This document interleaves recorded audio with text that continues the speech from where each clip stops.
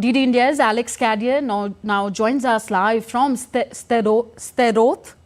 Alex, what are the chances of seeing a breakthrough in the truce discussions in Cairo? Well, certainly in the last few hours, both sides have been pouring cold water on the chances of a deal. Israeli officials saying a deal is simply not on the horizon, and Hamas saying that Israeli obstinance means that they also do not see a deal as possible.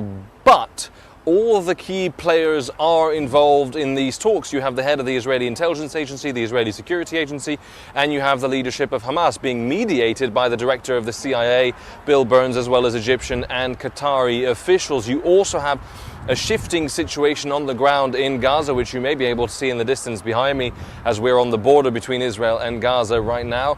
We know that those troops have been withdrawn from central Gaza, which would allow for the evacuation of civilians back up into the central Gaza, into Khan Yunis, towards an operation in Rafah. That preparation could take a few months, meaning a 6-week ceasefire is still possible. So clearly the sides involved in these talks making it very clear no progress is being made. They don't want to raise expectations, but the conditions for these negotiations to continue and possibly reach a deal are still there, and clearly the talks will continue. These two sides will keep having conversations through the mediators in the next 48 hours.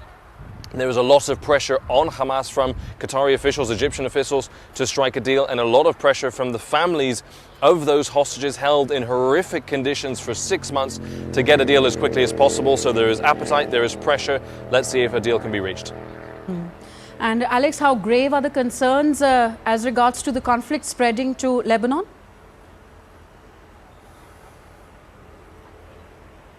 Well, it's certainly on the front of every Israeli mind. Every person I've spoken to is very aware that it's a question of when that retaliation will come, not a question of if. You have a lot of people worried about what that may look like. We heard Iran saying that no Israeli embassy in the world is safe. We had intelligence sources from the United States saying that swarms of explosive drones could be targeting Israeli targets. So clearly there is a concern, there is fear that this war could escalate. We know that the communities in the north of Israel have been evacuated. You still have 21,000 Israelis from the northern regions living in hotels in the rest of the country because returning home is simply not safe. The fear is that that conflict and those tensions could escalate to all-out war. Alex Cadier in Sderot, thank you for those updates.